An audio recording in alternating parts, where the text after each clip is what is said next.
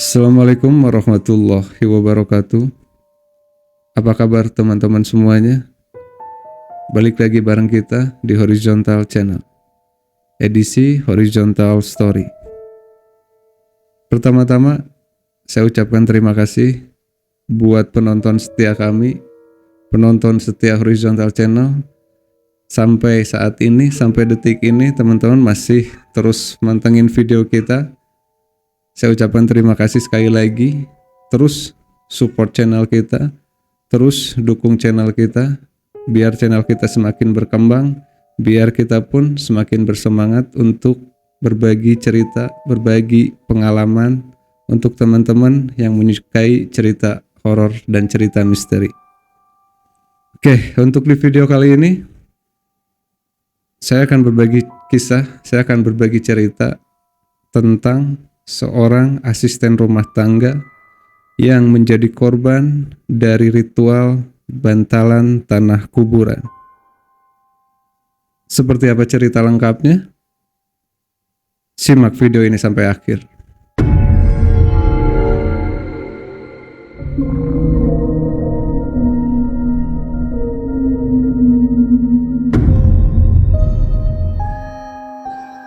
Bantalan tanah kuburan.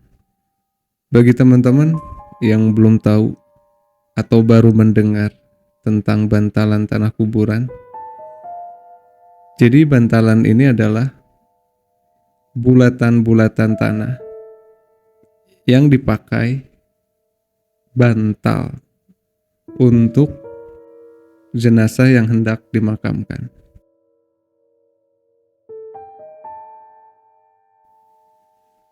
Tujuannya untuk apa? Tujuannya untuk menjaga agar posisi jenazah itu tetap miring, tetap pada posisi yang miring, dan posisi miringnya pun menghadap ke kiblat. Mungkin seperti itu penjelasan singkat dari saya mengenai bantalan tanah kuburan. Teman-teman, cerita ini kami angkat atau kami adaptasi dari cerita kolega kami, tepatnya cerita dari adik kolega kami yang mengalami pengalaman misteri. Di sini kami, saya, Kang Hendy, dan rekan-rekan semuanya tidak terlibat dalam kejanggalan ini, dalam misteri ini. Oke teman-teman, tidak perlu berlama-lama lagi, kita langsung menuju ceritanya. Cerita ini terjadi pada tahun 2016. Sedikit cerita teman-teman, untuk kolega kita ini berasal dari Sumedang. Dan adiknya pun memang berasal dari Sumedang. Jadi kedua adik kakak ini tuh sudah berkeluarga, teman-teman. Balik ke ceritanya. Nah, adik dari kolega kita ini, dia bekerja di salah satu perusahaan di Sumedang. Dan dia mengharuskan untuk pindah kerja ke salah satu perusahaan cabang di Solo. Ini dari perusahaannya langsung yang mengharuskan dia untuk pindah ke salah satu cabang yang ada di kota Solo. Ia mau gak mau dan gak bisa nolak, si adik dari kolega ini pun harus menuruti apa yang diminta oleh perusahaannya. Dari situ, si adik ini tuh bilanglah ke istrinya untuk mulai mencari-cari rumah di daerah Solo. Karena dari perusahaannya itu memfasilitasi untuk mencari rumah di daerah Solo itu. Jadi perusahaannya ini akan membiayai sewa dari rumah tersebut selama si kolega kita ini tuh tinggal di sana dan bekerja di Solo itu. Oke, dan akhirnya istrinya mulailah mencari-cari rumah atau kontrakan lah gitu kan di daerah Solo. istrinya browsing gitu kan untuk mencari rumah atau tempat tinggal di daerah Solo tersebut yang dekat dengan tempat kerja suaminya. Dan pada akhirnya istrinya menemukan nih salah satu rumah yang memang menurut dia ini cocok untuk dia dan keluarga kecilnya. Karena posisinya ini keluarga dari kolega kita ini tuh terdiri dari 4 anggota, ayah, ibu, dan 2 orang anak. Nah, istrinya ini sangat tertarik untuk melihat gitu kan, itu rumah di daerah Solo itu. Akhirnya dia lihat-lihat dan dia nemu kontaknya dari admin atau agensi rumah tersebut. Dia save lah kontaknya dan mulai WhatsApp. Setelah WhatsApp dan tanya-tanya, akhirnya agensi dari rumah tersebut mengirim beberapa foto atau gambar dari rumah tersebut. Mulai dari area depan, terus ke ruang tamu, ada kamar, dapur, intinya semua area itu istrinya terima dari agensi. Dan ya sangat tertarik istrinya untuk menempati rumah tersebut. Dan akhirnya mereka janjian suatu hari nanti di rumah tersebut, tepatnya di Solo itu ya. Oke, singkat cerita, akhirnya keluarga kecil ini pergilah ke Solo. Karena suaminya ini harus segera bertugas di 3 hari ke depan.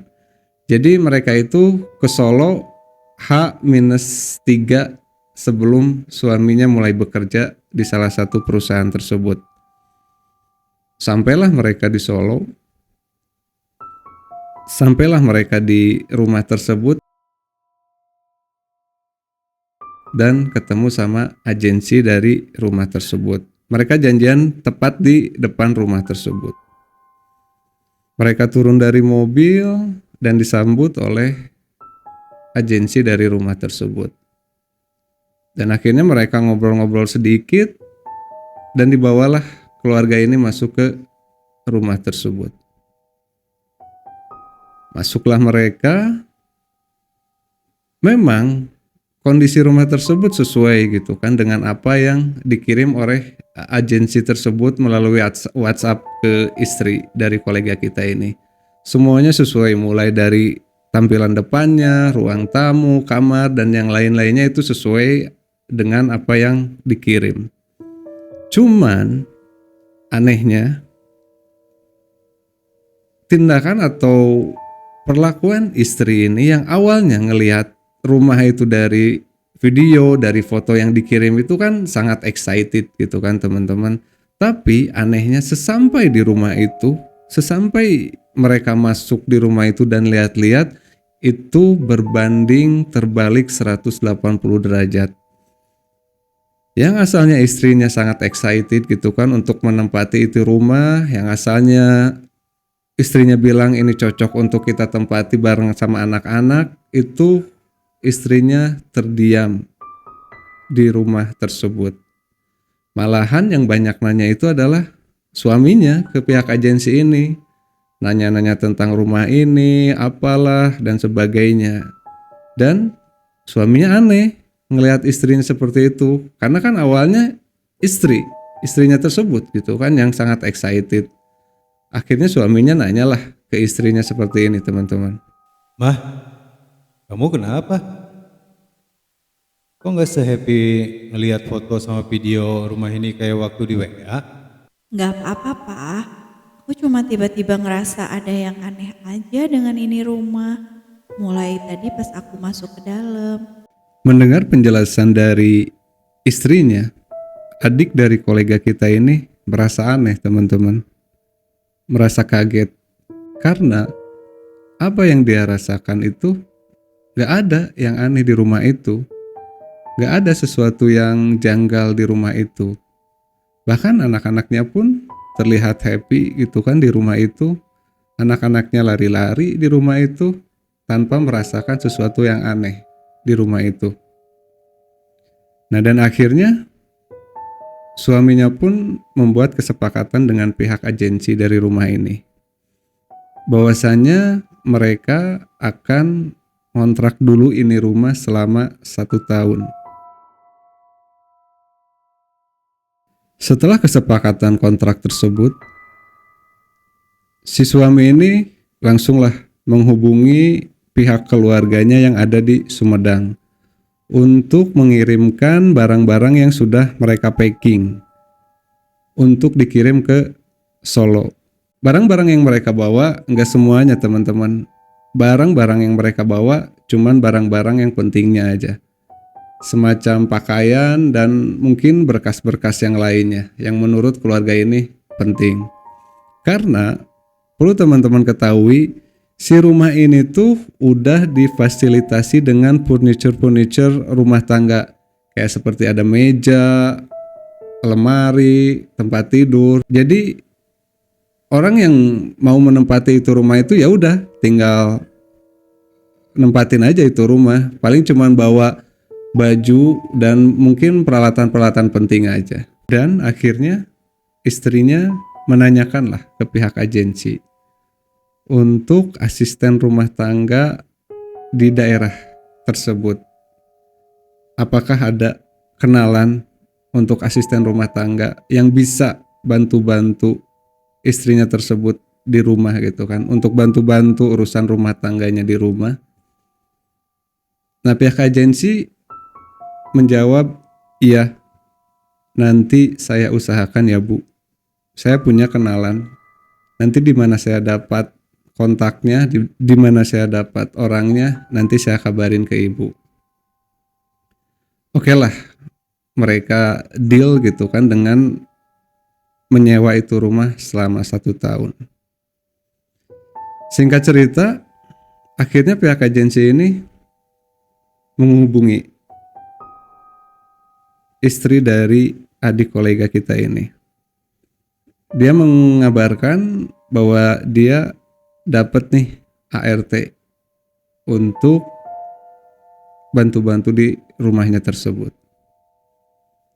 Akhirnya mereka berbicara dan pihak istri dari adik kolega ini pun meminta gitu kan foto atau identitas dari calon ART-nya ini.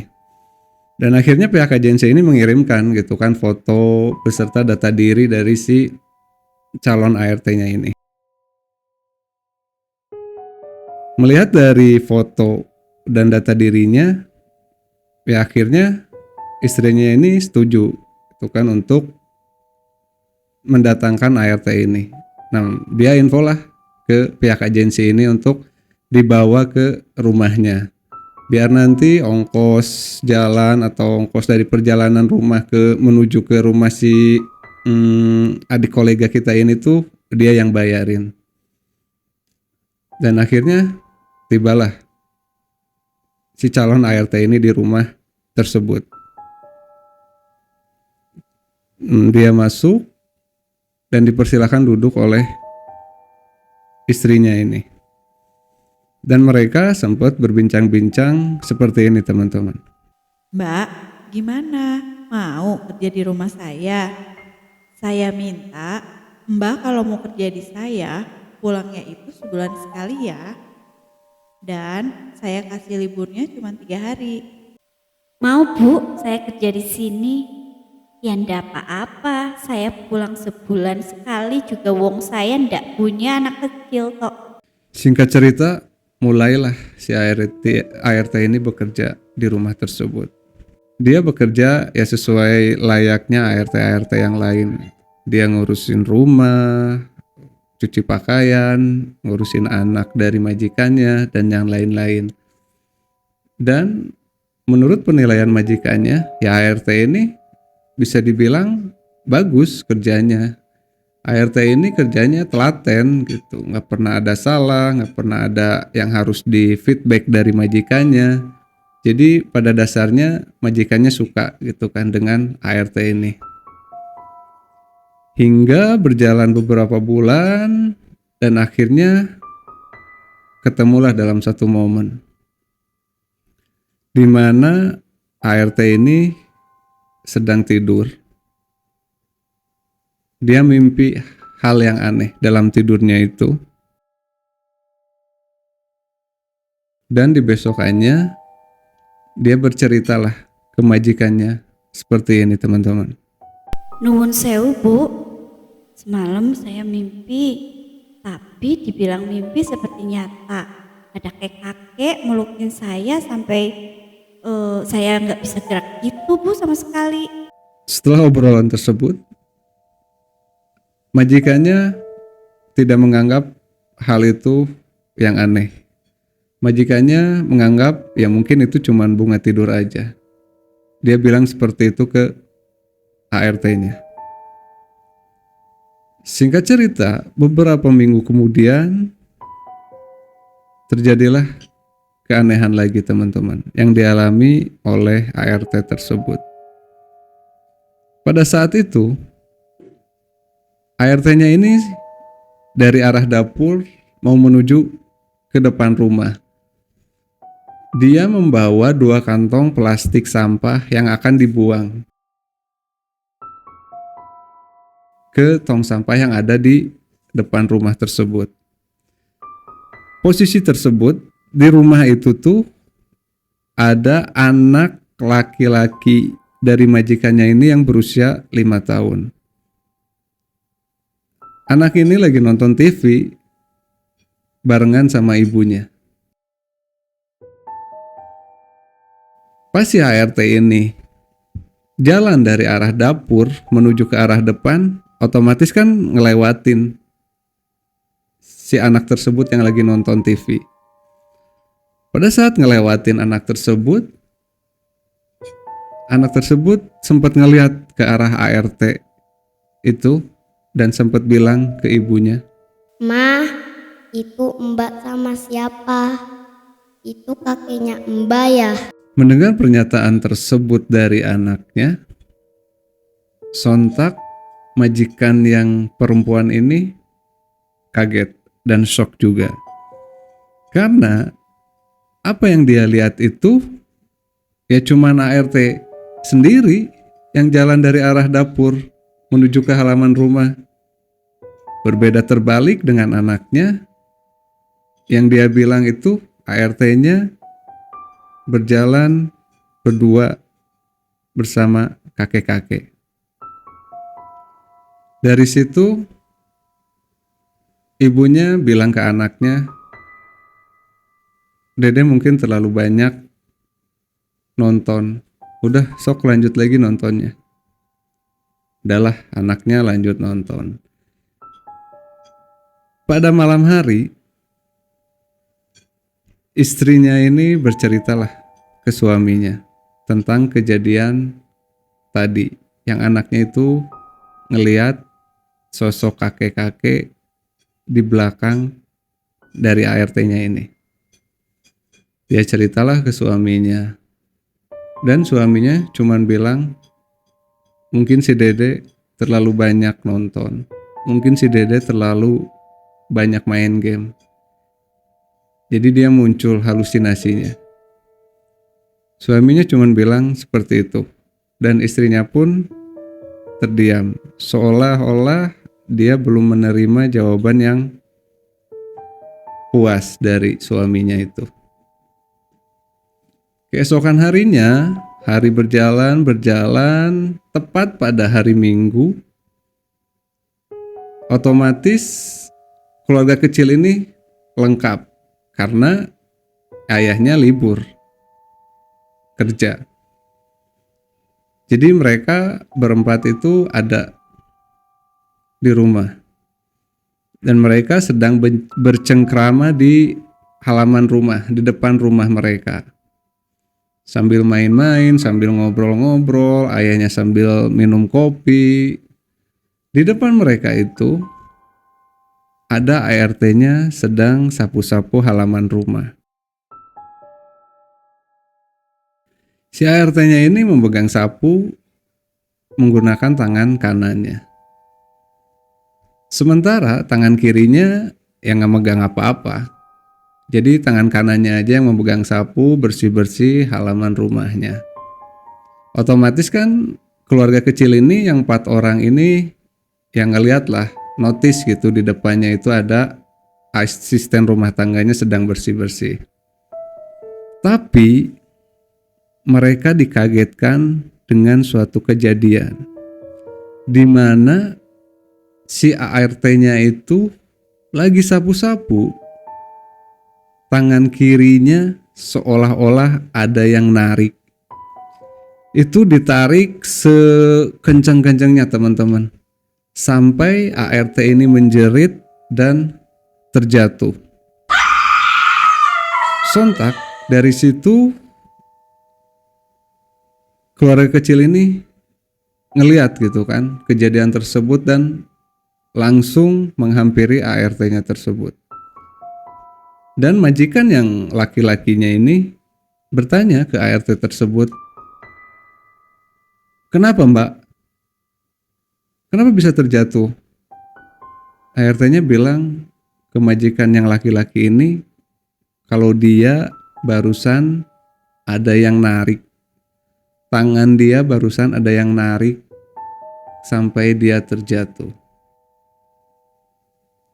Dari situ majikan yang laki-lakinya ini berusaha untuk menenangkan ART-nya ini dengan berkata, "Mungkin Mbak keseleo, mungkin Mbak tadi menginjak batu yang ada di halaman rumahnya itu."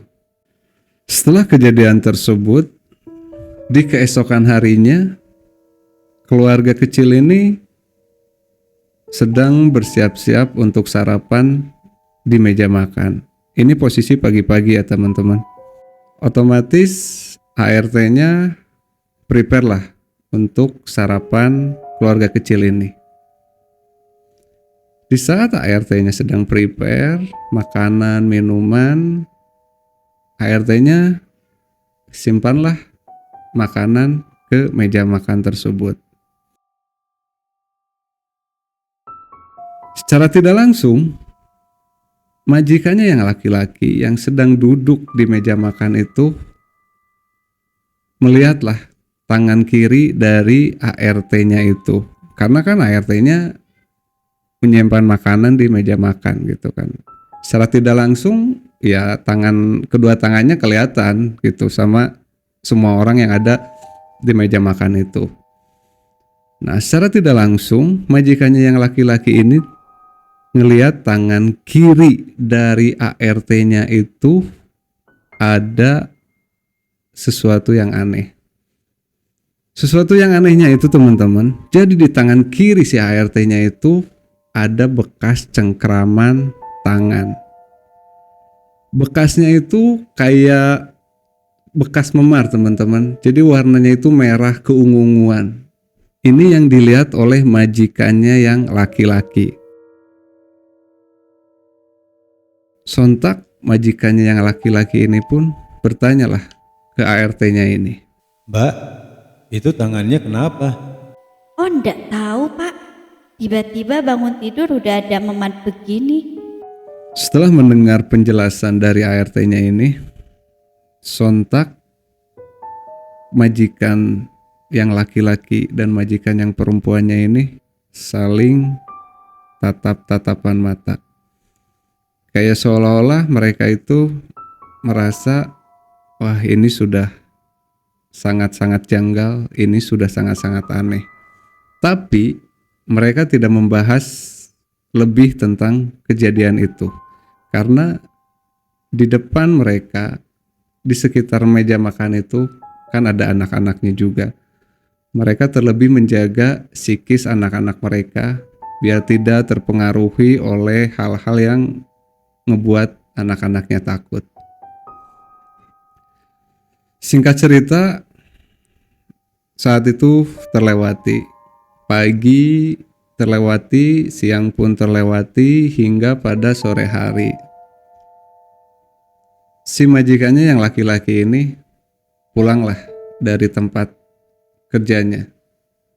Dia datang seperti biasa disambut oleh istrinya, disediain minuman oleh ART-nya, majikannya yang laki-laki ini ngobrol dengan majikannya yang perempuan, ngobrol-ngobrol sedikit, sampai tibalah di jam 7 malam. Di jam tersebut, mereka sedang ngobrol, tiba-tiba mendengar suara jeritan dari kamar ART-nya mereka. Ini suara jeritan dan tangisan teman-teman yang mereka dengar. Sontak mereka berdua langsung larilah menuju kamar ART mereka. Takut terjadi sesuatu yang tidak mereka inginkan. Setelah sampai di kamar ART-nya itu, yang mereka lihat adalah ART-nya itu sedang duduk sila tepat di atas kasurnya, sambil mengeluarkan kata-kata dengan bahasa Jawa, yang dimana suami istri ini tuh tidak mengerti tentang apa kata-kata yang ART-nya itu ucapkan gitu kan, pada saat si ART-nya sedang sila ini. Sampai akhirnya suami istri ini mendekat gitu kan ke si ART-nya ini, sambil bilang, Mbak, kenapa Mbak? Istighfar Mbak, istighfar Mbak. Terus-terusan bilang seperti itu, dan sampai pada titik di mana ART-nya ini mengeluarkan kata-kata yang lantang seperti ini teman-teman. Aku tresno marang bocah iki putuku. Mendengar perkataan lantang tersebut dari ART-nya itu, majikannya yang laki-laki ini meminta ke istrinya untuk mengambilkan 1 gelas air. Diambillah 1 gelas air dan dikasih ke suaminya. Dan suaminya berdoa di depan air yang di dalam gelas itu. Dia berdoa sebisa mungkin. Setelah itu diusaplah air doa itu ke kepala dan muka ART-nya itu. Diusapkan beberapa kali dan akhirnya ART-nya itu berangsur pulih dan lemes. Dari lemesnya itu ART-nya udah sedikit sadar ya teman-teman, dan di situ majikannya yang perempuan sempat ngasih minum dari air doa majikannya yang laki-laki ini. Dikasihlah minum si ART tersebut, akhirnya berangsur pulih dan akhirnya sadar. Meskipun memang kondisinya masih lemes, tapi keadaannya sudah sadar ART-nya ini.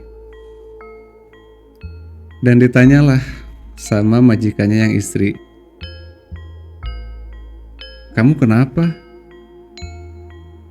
Tadi kamu lagi ngapain kok tiba-tiba saya lihat kamu tiba-tiba sila di atas kasur kamu. ART-nya bilang, nggak tahu Bu, tadi saya lagi rapi-rapi baju saya di lemari, tadi saya lagi masukin baju saya ke lemari, tiba-tiba saya merasakan dingin sekujur tubuh saya. Dari situ langsung penglihatan saya buram dan akhirnya selang beberapa detik saya nggak sadar Bu. Dan tahu-tahu saya sadar udah ada ibu dan bapak di depan saya. Mendengar penjelasan dari ART-nya tersebut, kemudian majikannya yang perempuan ini menyampaikanlah bahwa ART-nya itu kerasukan. Tadi kamu sempat kerasukan, Mbak. Kamu tadi sempat mengeluarkan kata-kata dalam bahasa Jawa yang saya sama suami saya tidak mengerti itu maksudnya apa. Nah, diceritakanlah kata-kata bahasa Jawa itu gitu kan ke ART-nya ini. Ditanyain gitu ke ART-nya ini, itu maksudnya apa Mbak kata-kata itu? Nah, ART-nya bilang, kata-kata itu adalah saya sayang ke ini anak, ini cucu saya, ini cucu saya. Jadi artinya dalam tadi kesurupannya si ART ini tuh ya ini teman-teman. Jadi si makhluk yang merasuki ART ini bilang bahwa dia sayang ke ini anak, ini cucu saya, ini cucu saya. Artinya seperti itu.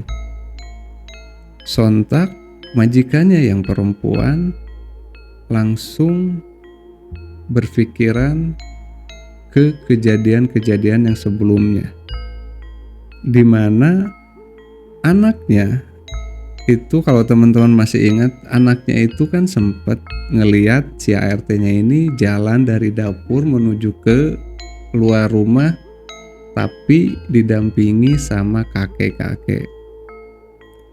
Dari situ majikannya yang perempuan sempat mengkorelasikan gitu kan antara kejadian yang saat itu dengan kejadian yang dialami oleh anaknya gitu.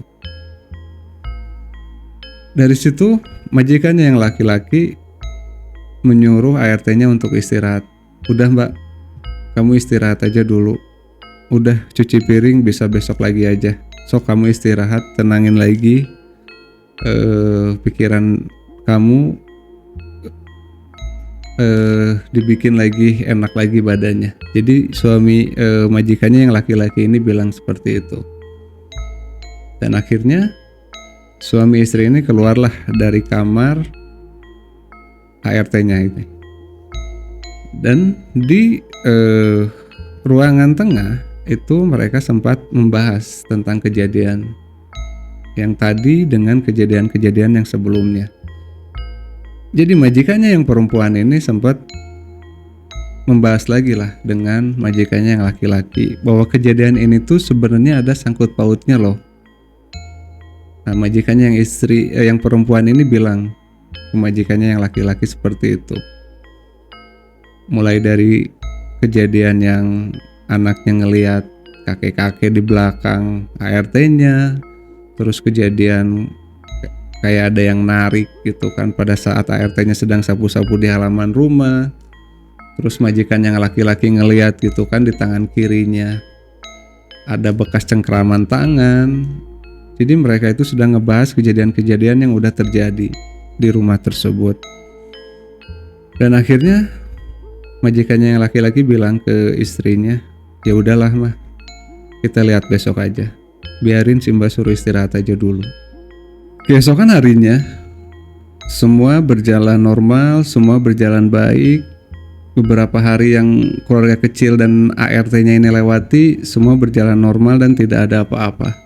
Tidak ada yang dibahas, tidak ada kejadian-kejadian aneh atau ya kejanggalan-kejanggalan aneh yang sebelumnya mereka alami. Sampai tiba suatu hari, itu tepat di pukul 4 sore. Di situ keadaan sedang hujan lebat, teman-teman, di daerah tersebut. Hujan lebat dan posisi di situ cuman ada majikan yang perempuan, ART dan kedua anaknya. Majikan yang laki-laki masih di tempat kerja. Pada saat hujan lebat tersebut, majikan yang perempuan ini ngelihat ada tetesan air keluar dari atap rumah mereka. Dan setelah dilihat oleh ART-nya, ternyata itu bocor dari atap rumah karena hujan yang memang begitu deras di daerah tersebut. Akhirnya ART-nya ya ngambillah ember gitu kan untuk bocoran tersebut. Nah, majikan yang perempuan itu langsung menghubungi pihak agensi dari rumah ini. Komplain lah teman-teman gitu kan, karena ya terdapat kebocoran di rumah tersebut. Dia menghubungi agensi dan agensinya bilang, baik bu, besok pagi tukang saya akan datang ke rumah ibu untuk memperbaiki kebocoran tersebut.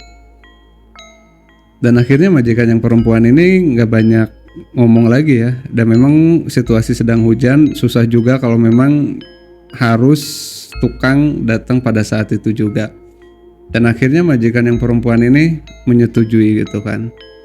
Sampai tiba keesokan harinya, pagi-pagi datanglah seorang tukang ke rumah tersebut. Majikan yang perempuan bertanya,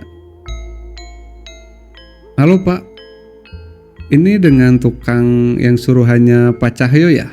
Jadi agensi ini seorang laki-laki teman-teman, namanya Pak Cahyo. Nah si tukang tersebut ngejawab, "Ya betul Bu, saya diminta Pak Cahyo untuk membetulkan kebocoran yang ada di rumah ibu."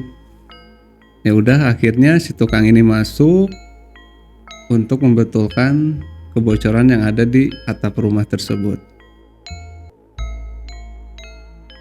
Sambil bekerja, sambil membetulkan kebocoran tersebut, si tukang ini ngobrol lah atau bertanya ke majikan yang perempuannya ini. Dia bertanya, "Ibu sudah berapa lama tinggal di sini?" Ya majikan yang perempuan ini ngejawab seperti biasa gitu. "Saya hampir 8 bulan di sini Pak." "Oh gitu ya Bu," kata si tukangnya itu. Kemudian tukangnya itu bertanya lagi, "Tapi ibu betah tinggal di sini?" Dan majikan yang perempuan ini ngejawab, "Sejauh ini betah kok Pak." "Emang kenapa ya?" Nah majikannya mulai bertanya gitu kan, bertanya balik dengan pertanyaan dari si tukangnya ini. "Oh nggak apa-apa kok Bu, cuman bertanya aja." Terus majikannya bertanya lagi, "Bapak bekerja dengan Pak Cahyo itu udah berapa lama Pak?" "Oh saya udah dari dulu Bu, hampir 15 tahun, kata si tukangnya itu. "Orang yang bangun rumah ini pun ya saya Bu," gitu kan. Karena bos saya itu ya orangnya yang sering gitu, jadi ngebangun rumah ngejual, ngebangun rumah untuk dijual. Jadi bisnisnya seperti itu bos saya itu Bu. "Oh gitu Pak." "Iya, cuman yang anehnya gitu kan, si tukangnya ini bilang ke majikan yang perempuan ini. Bilangnya itu adalah, anehnya Bu, rumah ini tuh udah 5 tahun tapi nggak ada seorang pun yang minat untuk membeli rumah. Padahal dari sekian puluh rumah yang kita bangun, setiap kali kita ngebangun rumah 1 atau 2 bulan udah sampai laku. Ngebangun lagi rumah 1 sampai 2 bulan, nggak nyampe 3 bulan udah laku lagi. Cuman yang bikin aneh, rumah ini tuh hampir 5 tahun nggak ada minat untuk pembeli ngebeli ini rumah," kata si tukangnya itu bilang ke majikan yang perempuan ini.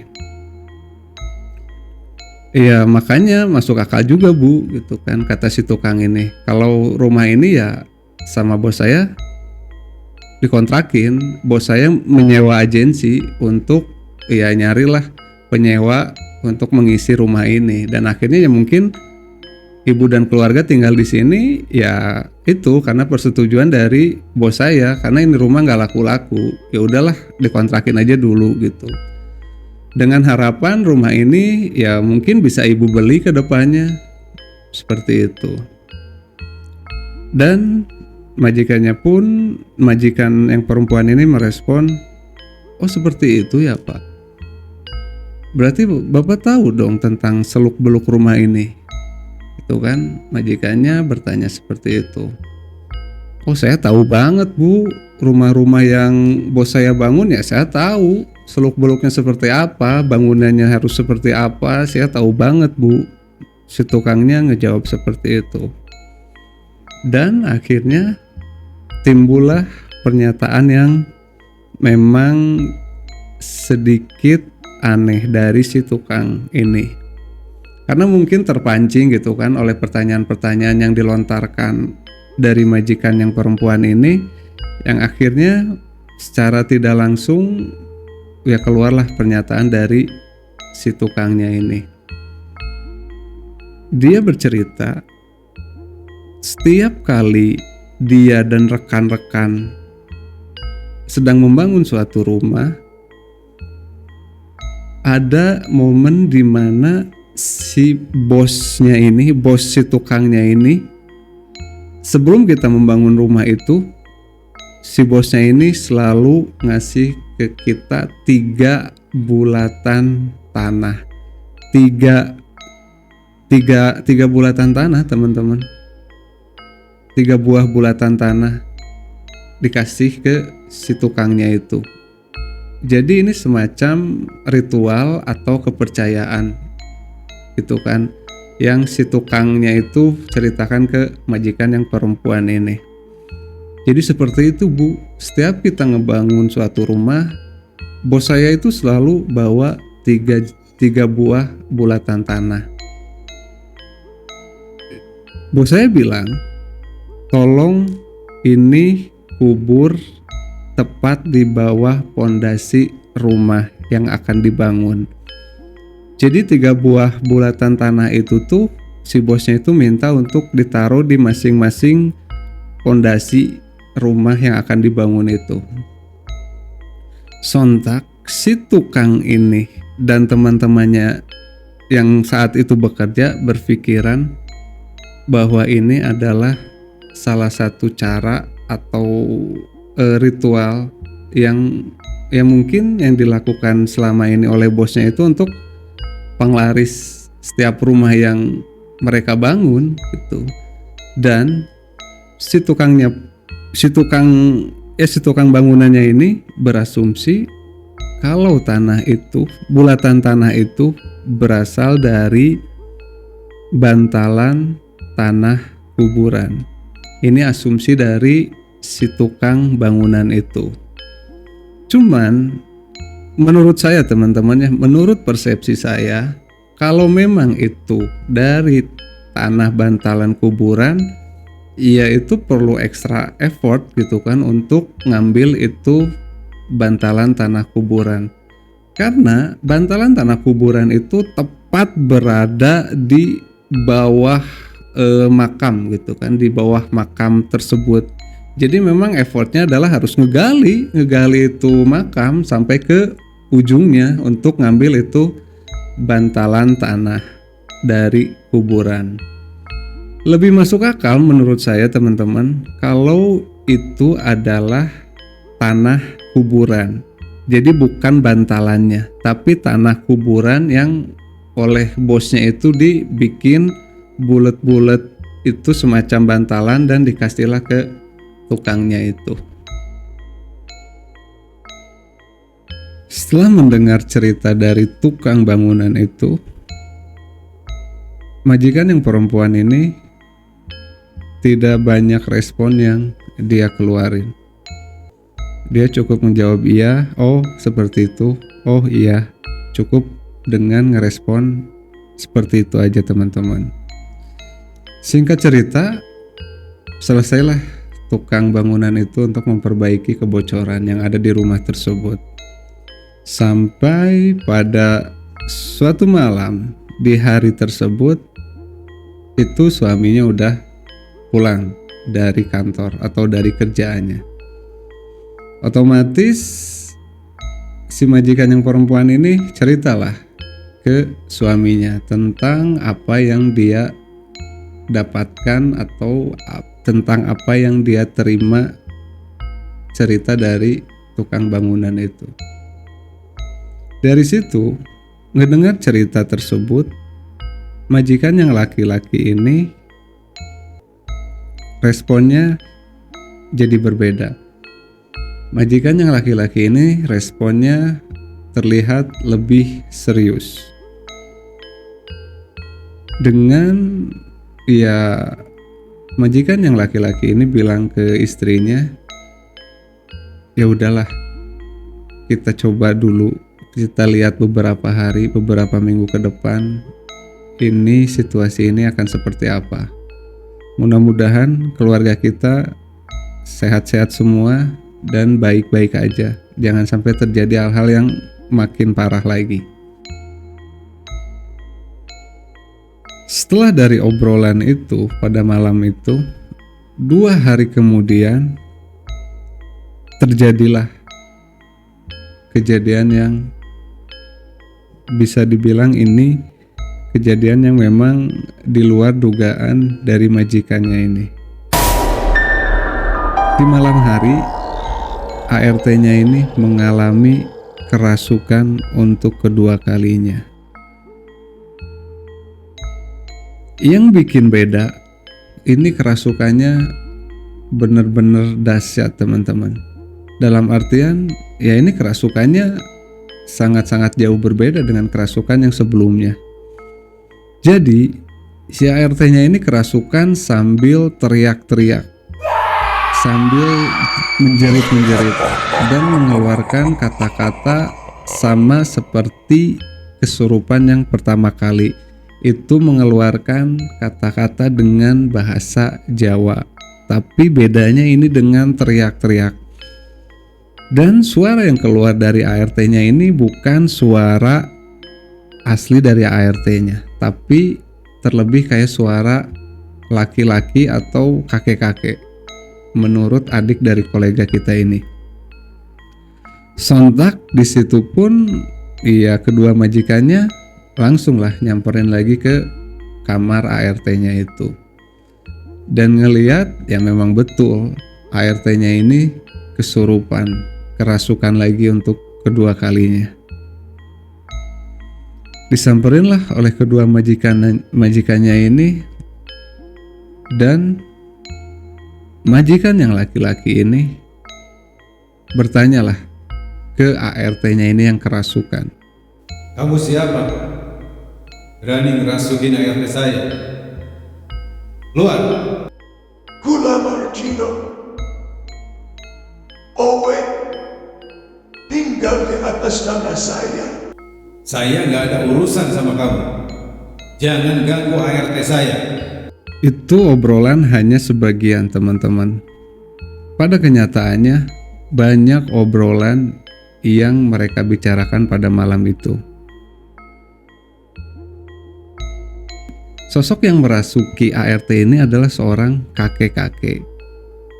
Jadi pada obrolan yang panjang itu terjadi obrolan yang sosok ini menceritakan bahwa dia semasa hidupnya itu seperti apa. Saya dan Kang Hendy itu mengasumsikan bahwa ini adalah korin dari sosok yang sudah meninggal pada saat itu. Ya, karena dia itu tahu percis tentang si kakek ini semasa hidupnya. Gitu. Kalau boleh saya persingkat, obrolan apa yang si kakek ini ceritakan ke majikan yang laki-laki ini adalah bahwa pada semasa hidupnya si kakek ini memiliki cucu perempuan. Dia hanya memiliki satu-satunya cucu perempuan, nggak ada lagi cucu-cucu yang lain gitu kan. Dia cuman punya satu cucu perempuan. Semasa hidupnya si kakek ini tuh sangat sayang terhadap cucu yang perempuan ini. Sampai apapun dia lakukan, apapun dia berikan gitu kan untuk cucu dia itu. Yang akhirnya tanah dari makam kakek tersebut itu diambil oleh bos yang ngebangun ini rumah, bos yang mempunyai atau yang memiliki ini rumah. Dan akhirnya si kakek ini tidak menerima, dibikinlah rumah tersebut itu tidak pernah laku selama bertahun-tahun.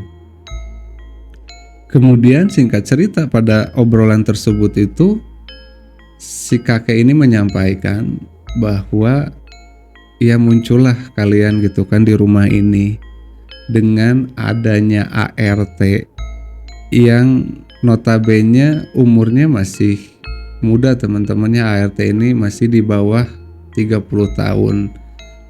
Nah, si kakek ini ngelihat ART tersebut jadi teringat ke cucunya semasa hidupnya dia gitu.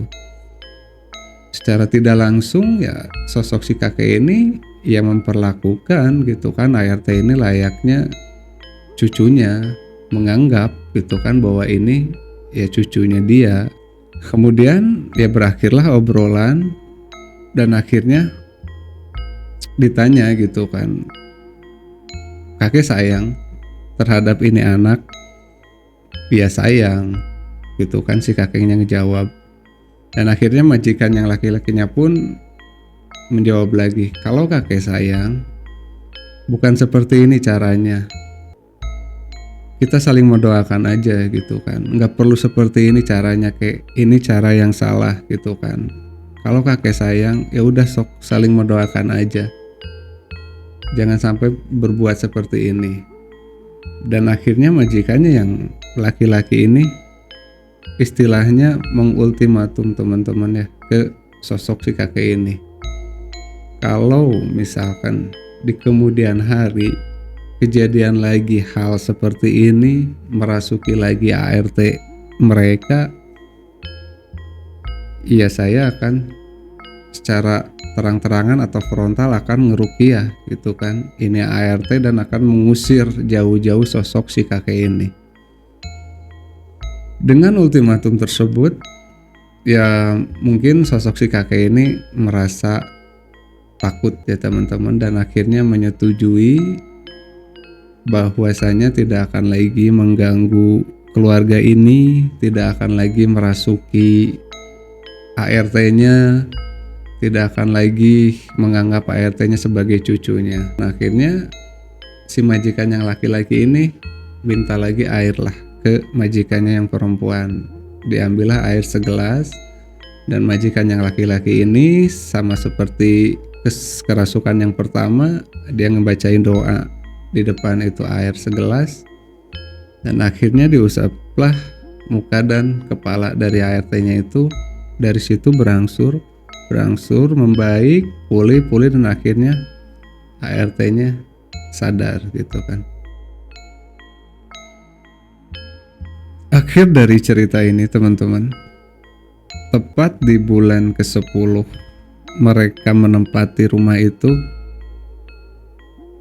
mereka sepakat untuk pindah dari rumah itu. Dan majikan yang perempuan meminta bantuan lah ke ART-nya, karena ART-nya memang asli dari Solo. Minta bantuan untuk dicarikan rumah di daerah perumahan sekitar Solo. Dan akhirnya ART-nya dapat gitu kan, perumahan itu dari saudaranya. Mengecek lah gitu kan majikan yang perempuan ini ke rumah itu, dan akhirnya setuju gitu kan untuk menempati rumah itu. Akhirnya mereka pindah ke rumah tersebut di suatu perumahan, dan alhamdulillahnya di rumah tersebut tidak ada kejadian-kejadian aneh, tidak ada lagi gangguan-gangguan yang keluarga kecil ini alami. Sampai jalannya waktu berbulan-bulan, semuanya berjalan lancar, berjalan aman. ART-nya pun melakukan pekerjaannya dengan ya seperti biasanya gitu kan, tanpa ada gangguan dari makhluk-makhluk yang memang tak kasat mata. Dari situ akhirnya si majikannya yang laki-laki ini dipermanenkanlah untuk tugasnya dia di Solo gitu kan. Dia akhirnya tinggal permanen di Solo. Yang awalnya cuman ya kontrak beberapa tahun, itu akhirnya ya dari perusahaannya mempermanenkan dia untuk dia stay di Solo. Seperti itu teman-teman untuk cerita akhirnya. Oke, buat teman-teman, ambil sisi positifnya dari cerita apa yang barusan saya sampaikan. Setiap kali kita mau berbuat, ya udahlah, berbuat dengan cara yang baik, berbuatlah dengan cara yang benar. Oke teman-teman, sekian untuk edisi Horizontal Story kali ini. Kembali lagi, mudah-mudahan teman-teman bisa mengambil sisi positif dari cerita apa yang saya sampaikan barusan. Mudah-mudahan bisa jadi bahan referensi hiburan buat teman-teman yang menyukai cerita-cerita mistis. Terima kasih untuk supportnya sejauh ini. Terus support untuk channel kita biar kita bisa terus berkembang, biar kita bisa terus bersemangat berbagi cerita misteri kepada teman-teman. Sekian dari saya. Wassalamualaikum warahmatullahi wabarakatuh.